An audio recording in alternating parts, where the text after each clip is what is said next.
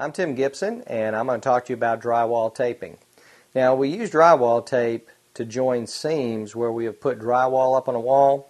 So down here I've got a couple pieces of drywall that are sitting, and you can see the seam here. Now, I've already put one product on here, and this is a paper product. When we put the paper tape on, what we have to do is we have to take a small knife, such as this one, about 2 to 3 inches, and we need to lay down a bed of joint compound. Then we press the tape in and come back with a broad knife such as this, and then we set that tape down into that drywall compound, joint compound, and as you can see, we've got it nice and smooth on each side. That's called a tapered finish.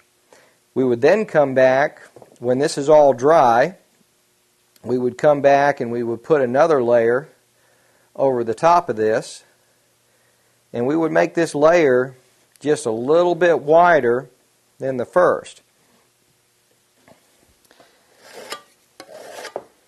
And then we would come back with our knife, and as long as the width is within the broad knife, we're okay. So in this case, our second one, we could use this 6 inch, but as you can see, we smooth down. Now we got a thin layer over the tape, but it's still feathered out.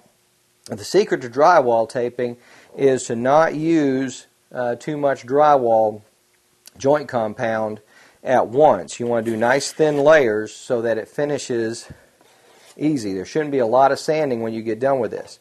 Now this other we have is this fiberglass product that has a little bit of adhesive on the back. That just goes over the seam directly, dry. And then we can do the same thing, and we can take our joint compound and then we just bed that tape down in,